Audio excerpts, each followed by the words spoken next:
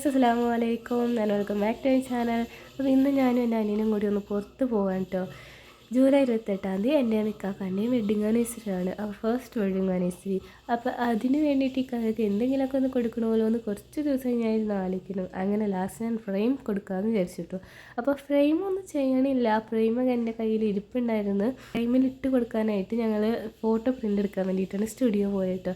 അതുകൂടാതെ വേറൊരു കാര്യം കൂടെ ഉണ്ട്, ഞാൻ ഇന്ന് ഇക്കാക്കയുടെ പടം വരച്ച് കൊടുക്കാമെന്ന് വിചാരിച്ചിട്ടു. ശരിയാവുന്നൊന്നും അറിയില്ല, കുറേ നാളെ വരച്ചിട്ട് എന്നാലും ഒന്ന് ട്രൈ ചെയ്യാമെന്ന് വിചാരിച്ചു. അങ്ങനെ ഞാൻ ഗ്യാപ്പ് കിട്ടുന്നതനുസരിച്ച് പയ്യെ വരയ്ക്കാൻ തുടങ്ങി. 4 ദിവസമായിട്ട് എനിക്ക് ഇനി ഉള്ളൂ. കല്യാണമൊക്കെ കഴിഞ്ഞ് ഭയങ്കര ക്ഷീണമൊക്കെ ആയിട്ട് 1-2 ദിവസം വെറുതെ ഇരുന്ന് അത് കഴിഞ്ഞിട്ടാണ് ഇത് തുടങ്ങുന്നത്.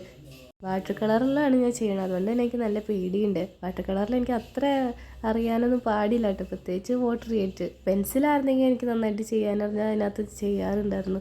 അക്രിലിക് ആണെങ്കിലും കുഴപ്പമില്ലായിരുന്നു, പക്ഷെ അതിൻ്റെ ബ്രഷ് ഒട്ട് കയ്യിലില്ലാന്. അപ്പോൾ നിലവിലെ വാട്ടർ കളറിൻ്റെ ബ്രഷുമാണ് കയ്യിലുള്ളത്, അതുകൊണ്ട് അത് വെച്ച് ചെയ്യാമെന്ന് വിചാരിച്ചിട്ടു.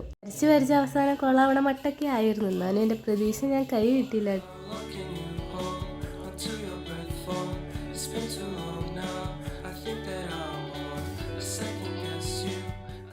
ഇതാൻ കിടന്ന് കരച്ചിൽ തുടങ്ങിയപ്പോൾ അവനെ ഞാൻ കുറച്ചൊരു മടിയിലിരുത്തി പെയിൻറ്റ് ചെയ്തായിരുന്നു കേട്ടോ.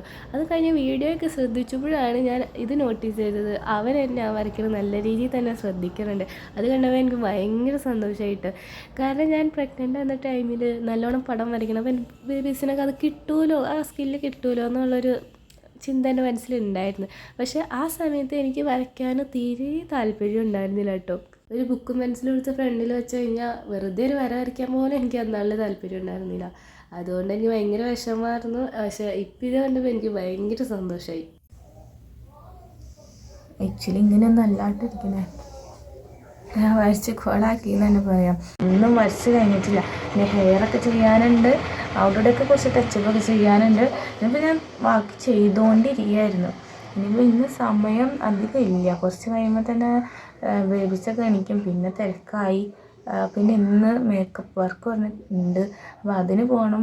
ഫുഡൊക്കെ കഴിച്ച് കഴിഞ്ഞിട്ട് അതിന് പോകാനുള്ളൂ. അത് പോയി കഴിഞ്ഞ് വന്ന് കഴിയുമ്പോൾ തന്നെ അവർ സെലിബ്രേറ്റ് ചെയ്യാൻ വരും. അപ്പോൾ ഇക്കകളും ഉമ്മച്ചിയും വാവച്ചിയൊക്കെ വരണ്ടെന്നാണ് പറഞ്ഞത്. അതോ വലിയ സെലിബ്രേഷനൊന്നുമില്ല, ചെറിയ രീതിയിലൊരു സെലിബ്രേഷൻ.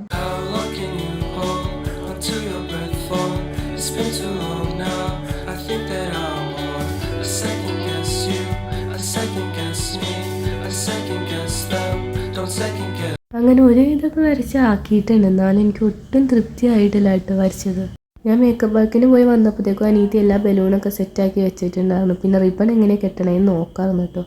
ഈ റിബൺ കെട്ടൽ ഭയങ്കര പാടാട്ടോ. ഞാൻ കണ്ടപ്പോൾ ഇങ്ങനെ സിമ്പിളായിട്ട് വിചാരിച്ചാൽ ഇങ്ങനെ ചെയ്യാമെന്ന് വിചാരിച്ചത്, പക്ഷേ അത് വീഡിയോ നോക്കിയിട്ടൊന്നും മനസ്സിലാവുണ്ടായിരുന്നില്ല. അതുകൊണ്ട് ഞാൻ തന്നെ എങ്ങനെയൊക്കെയോ കെട്ടി അഡ്ജസ്റ്റ് ചെയ്തു. കുറച്ച് ഇതേപോലെ ഭിത്തിമേയൊക്കെ ഒട്ടിച്ച് വെച്ചിട്ടുണ്ടായി, പിന്നെ ബലൂൺമേയും കുറച്ച് ഒട്ടിച്ചിട്ടോ. പിന്നെ ആദ്യം പറഞ്ഞ ഫ്രെയിമൊക്കെ ഇങ്ങനെ സെറ്റ് ചെയ്യാനുണ്ടായിരുന്നു. ഫോട്ടോയൊക്കെ പ്രിൻ്റ് എടുത്തത് 2 ദിവസം കഴിഞ്ഞപ്പോൾ ഞങ്ങൾക്ക് തന്നായിരുന്നു.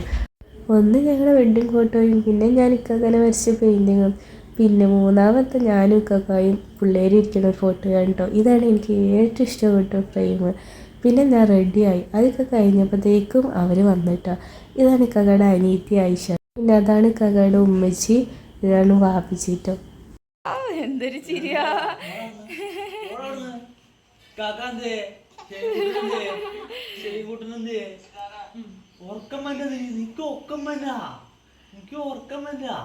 ആള് വാപ്പി വന്നതിൻ്റെ നല്ല സന്തോഷത്തിലാണ് കേട്ടോ.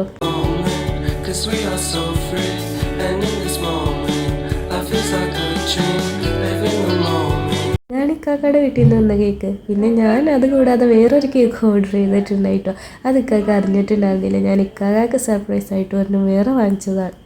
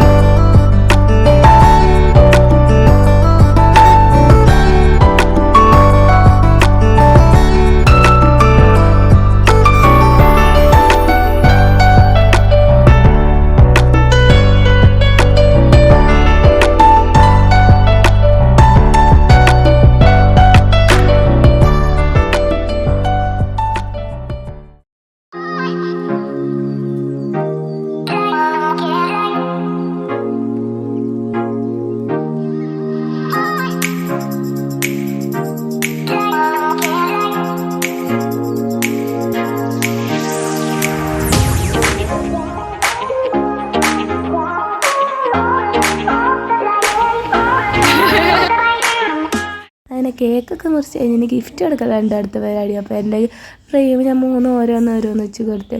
എന്നെ പോലെ തന്നെ ഇക്കാക്കും ഞാൻ ഇക്കാക്കും പിള്ളേരിക്കണേ ഏറ്റവും ഇഷ്ടപ്പെട്ട പിന്നെ ഇക്കാക്കയുടെ ഗിഫ്റ്റ്. അത് ഇന്നത്തേക്ക് ആവില്ല എന്ന് നേരത്തെ ഇക്കാക്ക പറഞ്ഞിട്ടുണ്ടായിരുന്നു. ഇന്നത്തേക്ക് ആക്കാൻ മാക്സിമം ഇക്കാക്ക നോക്കി ഇതാന്ന് പറഞ്ഞു, പക്ഷെ റെഡി ആയിട്ടുണ്ടായില്ല.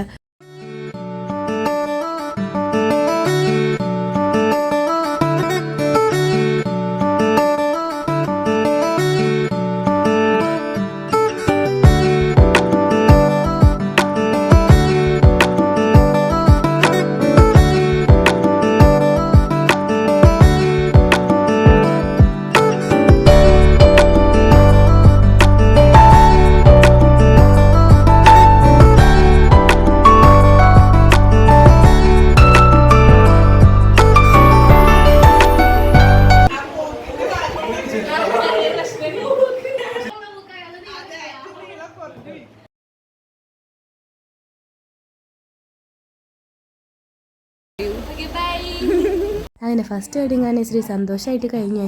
ഇൻഷാ അല്ലാഹ് ഇതുപോലെ ഇനി ഒരുപാട് നാൾ ഒരുമിച്ച് ജീവിക്കാനുള്ള ഭാഗ്യം പഠിച്ചു തരട്ടെ. അപ്പോൾ എല്ലാവരും വീഡിയോ ലൈക്ക് ചെയ്യുക, ചാനൽ സബ്സ്ക്രൈബ് ചെയ്യുക. പിന്നെ അടുത്ത വീഡിയോ ആയിട്ട് വരുന്നവരെ എല്ലാവർക്കും ബൈ.